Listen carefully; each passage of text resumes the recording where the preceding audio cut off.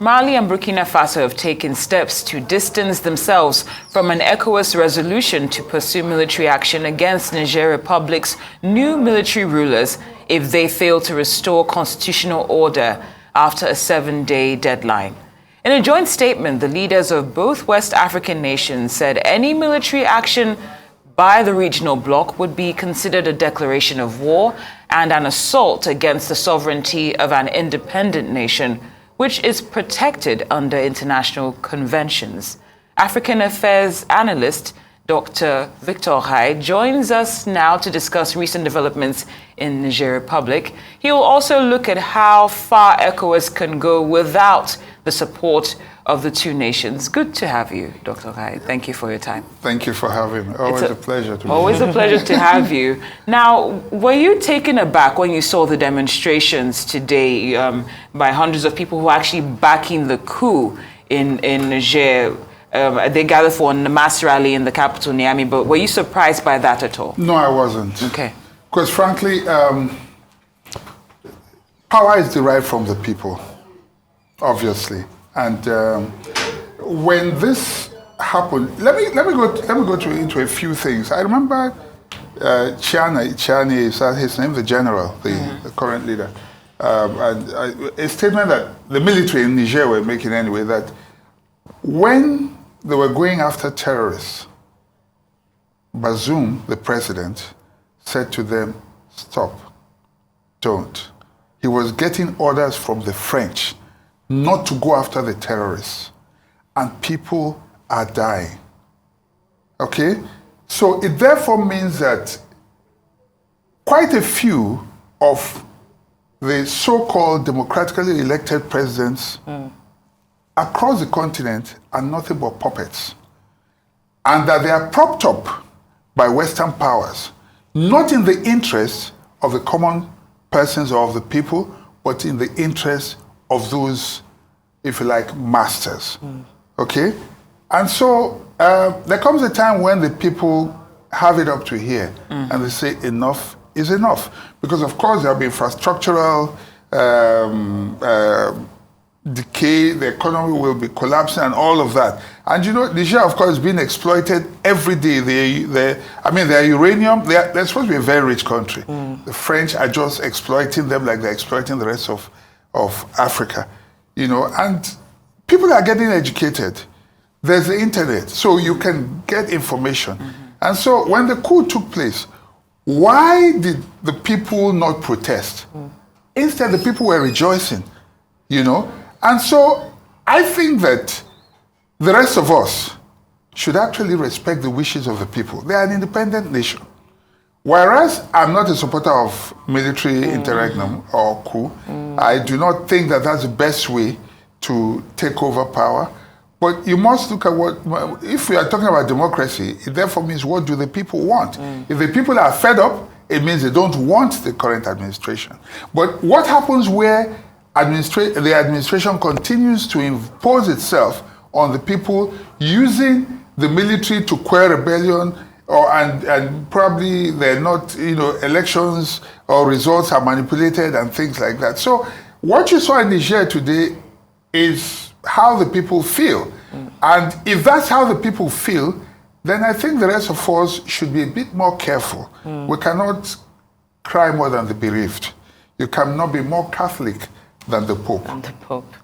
All right, then I like how, you know, you set the tone of this conversation, because really and truly, when this coup, you know, came into fruition, the question on the minds of a lot of people was, what was the intent? Why were we seeing this happening in Niger? And like you've also highlighted, there's the presence of, you know, there's the military forces from the French, the US, even the US and the EU. And there are still several... There are 4 military bases in Niger. And we're still seeing several insurgent groups like Al-Qaeda, Islamic affiliates, and even Boko Haram continue to kill, you know, the citizens of Niger. So when we look at the body language of the people, at this point, we saw them waving Russian flags and saying that they believe that if they're supported by Russia, that the Wagner Group would be better fighters of this insurgency. So when we look at the standpoint of ECOWAS now that has said, I mean, they gave them a week, I think it's going to run out this weekend, saying that they're going to come in with military force, and then what us now seeing Burkina Faso and Mali and Guinea declaring their support for the coup in Niger. How do we begin to assess what is happening on the backdrop of this let's say deadline that ECOWAS has given Niger? You see, I think ECOWAS spoke too quickly. The AU is there and has been more circumspect in the way it's looking and dealing with the matter. But I can understand why ECOWAS behaved the way it did, because the coup poses an existential threat to the current democratically elected leaders, in ECOWAS. Some of them feel if that succeeds, they might be next. I don't know, there's an infographic I sent. I don't know if it's ready yet. I would have liked to just explain something to us, something to do. If you look across Africa right now, when it comes, I'll speak to it, but if you look at the continent right now, it's been divided effectively into two by what? Military, if you like, military hunters across the continent. From what you call it now, Guinea, Mali, Niger, Burkina Faso, Chad, and Sudan. That's it. Yes. If you see the red, the red that you see there, these are all military regimes. Africa has been divided into two. You think it's an accident? Something is going on. What is happening here is that Africa has become the battlefield of the world powers right now. And because Africa remains the richest resource ground for the world economy, everybody is fighting for the heart and soul of the continent. Like what's happening in Niger right now. The EU have said they have enough uranium to last for a little while, but when that runs out, some industries are going to collapse in those places. Okay? So what is happening basically is Russia, I find this very interesting, whereas what is happening, they're good chess players, and so they are masters at this game. We're looking at the war in Ukraine. When Wagner, it was as if they were rebelling against Putin, and they suddenly wondered, so what happened? We got fooled. They wanted to use that to enter somewhere, and they did. Don't be fooled. The Russians know the game that they are playing, except that the way they are playing is in consultation with the rest of Africa. Remember, they wiped out debts of how many billions? I can't even remember the figure. Is it $23 billion? Please look up those numbers now. But yeah, I did please, hear just so that I don't give the wrong figures. But billions of dollars wiped away. So they're not just talking, they're walking the talk. Okay? Along with China, you can see what they're doing. What has been happening is the Western powers we've respected all this while, all well and good, they're great and all that, but they have been, exploitative in their relationship with Africa. There has been no respect for Africans, and for the first time, Africans are beginning to deal with people who show them a little bit of respect, although they may also be exploiting, but the relationship is more like we sit on the table together, not like a master and a servant. Now, the West does not like this, but Russia and China, who are great allies, whether we see it or not, China may be talking with US and all that, but the truth is the alliance with Russia still remains the same. The communism that kept them together is that same thread that keeps them till tomorrow. Now, so what you see is a situation where it is NATO on the one hand versus Russia and China. China is just in the background, but they're they're there just giving all the necessary backup. So what Russia is doing right now is backing up, this military to take over. You remember, and what we need to be careful about again, you see, Wagner came. into some of these countries, and people thought, I mean, when the West were pushing, they were sponsoring terrorism. For what I said to you earlier on, what happened in what the army were saying in Niger, that their own president was telling them not to go after the terrorists. Who does that? It therefore tells you that the West know what they're doing. They're promoting some of these people. I remember what Museveni said. I saw the video, so it's not like a second-hand story, where he talked about 6 African presidents. He didn't go, but he sent one of his ministers. They were going to Libya to broker peace, and they got a call from NATO saying what? Go back to where you're coming from.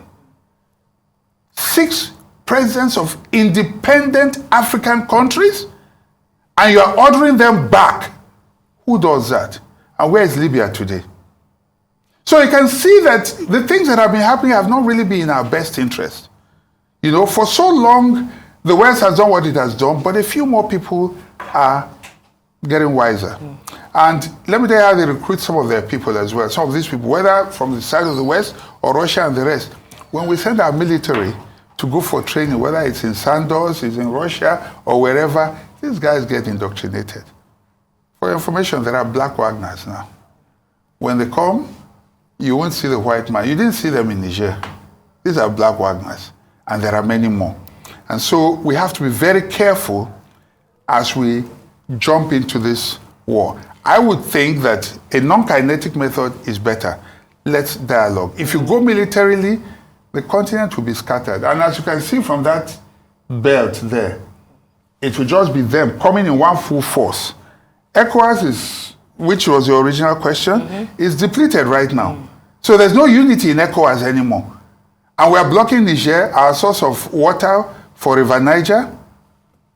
Well, Dr. Okhai, you're mentioning now that non-kinetic approach would suffice. In the immediate, yes. But do we have examples where this has actually manifested?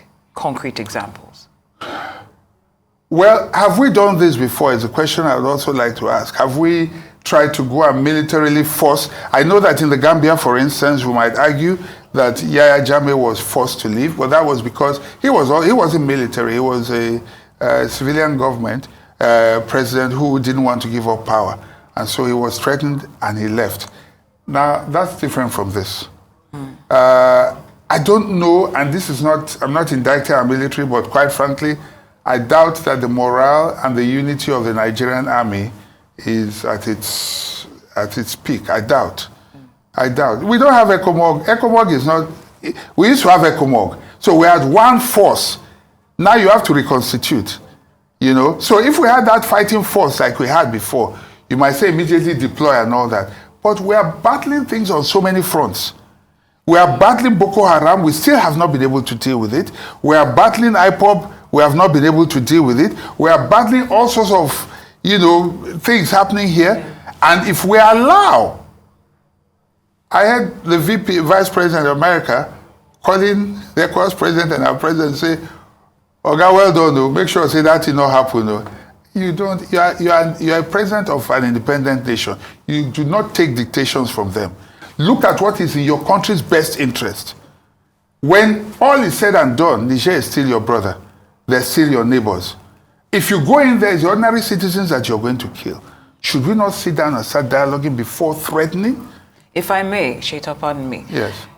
Based on what you said, looking at what's in our best interest, yes. like the move that we made with cutting off power, yes. and the Niger Coup leader has declared that he will not bow down to the pressure, and he's criticized those sanctions also imposed by West African leaders as illegal and yes. inhumane. Yes. How far is too far in terms of our involvement? Now let me put it this way, and I think everyone can relate to this. If you have a kid or a younger one that respects you, you keep pushing them, they continue to respect you. The day they look you back in the eye and say to you, "Go to hell, you've lost it all." Do you agree with me? The fear of an action is more powerful than the action itself, because once the deed is done, in a manner of speaking, I excuse my language, once the deed is done, then there remained nothing else, so to say. I think that we should have just held the stick and say, we threaten, don't give a deadline. You might, okay, well, they've done it and all that, but it's not too late to back down. If we push and we lost it, like what Russia tried to do with Ukraine, they thought they would crush Ukraine immediately. It didn't happen that way. The minute you do that, you are demystified. And if we, as the giants of Africa, because ECOWAS is Nigeria right now, really. Everybody's looking at us. They don't think the others are going to supply any ammunition or money or anything like that. They won't. We are battling with our economy right now. And then we're going to use our depleted resources to start fighting a war. Because the minute you do that, it's a declaration of war. And let me also say something that maybe some of us may not be conscious of. I speak Hausa very well. And I know that most of the people you call Hausa, your security men, the people selling dollars to you, most of them, and I say most of them, are not Nigerians. Many don't even speak Hausa. They're Nigerians. Many of them. And so when you declare war on their country, be prepared. The person in front of you might slaughter you at night and disappear. Let's be careful about what we're doing. Our borders are porous. Right now we have a lot on our plate. Let's look at our internal problem and not worry too much. But I understand where the presidents are coming from. Like I said earlier, it's an existential threat to their own stay in power, because for them it's like, if it happens here and happens there and happens there, who knows, I might be next. And I saw a video where those are called the Black Wagners. One of them said, we're coming after you in Ghana. Ghana, you're next, Nigeria and all that. I get it. But what it simply means is, if you have the people behind you, you have nothing to fear. How do you get the people behind you? Put the right policies in place. Because no coup plotter comes when an economy is good. No coup plotter comes when everybody loves the government. They come when people are dissatisfied, when they start murmuring, and when, in fact, they begin to cry for a change. So the best antidote is good government, good governance.